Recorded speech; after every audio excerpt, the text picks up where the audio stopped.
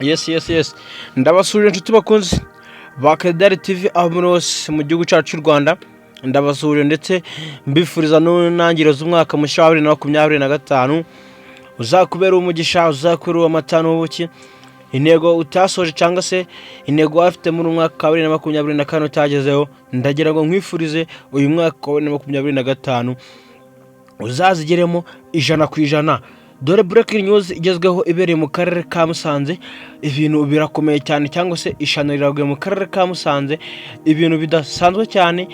Nkuko na muri taburo urabonamo imodoka ya taxi isanzwe itwara abagenzi, murazizi zigiye zitandukanye hirya no hino mu mihanda itandukanye, taxi voiture zitwara abagenzi. Noneho ibintu bibereye Musanze mu muhanda werekera Rubavu bibaye akasamutwe. So guys, nkwaye ikaze muri breaking news igezweho.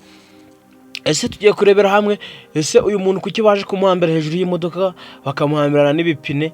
Ese uyu muntu yaba yakoze ikihe cyaha cyatuma shoferi aza kumupakira hejuru y'imodoka by'umwihariko, cyangwa se ikiyongeyeho bakanamupakirana n'iyi mizigo yari yerekeje i Rubavu? So guys, nkwaye ikaze rero ugeze kuri channel bwa mbere, kanda kuri buto ya subscribe, like, share ndetse na comment kugira ngo breaking news nk'izi ngizi uzajye uzibonera igihe, cyangwa se uzajye ubona notification mu ba mbere, ibintu bigende neza cyane. Ikaze muri breaking news. Iyi modoka ni taxi voiture yavaga mu karere ka Musanze yerekezaga mu karere ka Rubavu ijya Gisenyi. Imodoka yari ipakiye ibipine cyangwa se amapine y'imodoka n'indi mizigo myinshi cyane hejuru bahambiriye. Noneho mu buryo cyangwa se ibintu byaje gutungura abapolisi bo mu muhanda, imodoka bayerekeza gutambuka mu kureba inyuma, cyangwa se ibahiseho basanga hariho umuntu uhambiriyeho, bahambiriye usa nk'umuntu uryamyemo inyuma, usa nk'umuntu wenda ucunze imizigo. Bamwe bati se ni convoyeur banje guhambira inyuma, cyangwa se uyu muntu no mujura waje gufatwa bakamuhambira inyuma. Ibyo ni ibintu abantu byaje kubatungura cyangwa se bakabyibazaho. Gusa polisi yahise iyirukankaho, imodoka nayo ikomeza kwirukanka cyane, aho baje kuyifatira mu karere ka Nyabihu ariho igeze. Abandi bapolisi baza kuyitangira mu karere ka Nyabihu, mu kuyifata basanga uyu muntu aracyahari ameze neza cyane.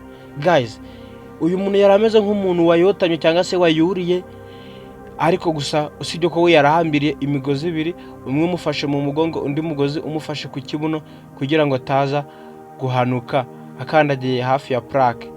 Guys, uyu mushoferi yaje gufatwa, yaje gusobanura, avuga ko uyu nguyu ari convoyeur, cyangwa se ari convoyeur warubuza ahantu yicaye yabuzemo umwanya, biba ngombwa ko acunga n'imari yari iri hejuru aho ngaho kugira ngo bataza no kwiba, cyangwa se bitaza no kuba byahanuka hasi bikangirika, kubera ko harimo imari nyinshi cyane. So guys, uyu muntu baje kumufata, barebye imari yari ipakiye basanga harimo n'ikiyobyabwenge, aribyo byaje gutuma babata muri yombi, cyangwa se batabwa muri yombi. Guys, ibaze umushoferi utangiye umwaka wa 2025 atwaye ibiyobyabwenge cyangwa se atwaye fraude.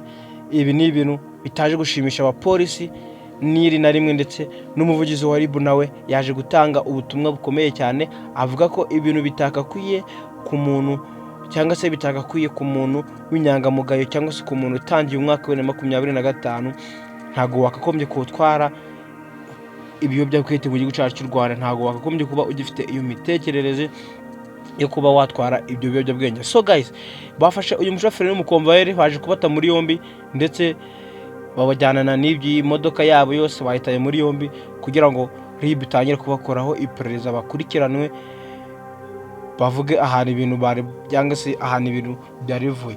Gusa bo nta kintu baratangaza, bavugaga ko bavuye mu karere ka Musanze berekeje mu karere ka Rubavu ku Gisenyi. So guys, bababajije impamvu polisi yabagaritse, baza kwiruka, bavuga ko ugwara rw'ikeko cyangwa se bwari ubwoba bari bafite shoferi bituma aza kwiruka. So guys, reka ngushimire wowe twabanye muri breaking news igezweho muri aka kanya. by'umwihariko ukaba wibutse gukanda kuri buto ya subscribe, iyo ni inkunga ikomeye cyane. Ndagira ngo ngushimire ukomeze kugira intangiriro z'umwaka mushya wa 2025 aho uri hose. Ciao ciao, ndabakunda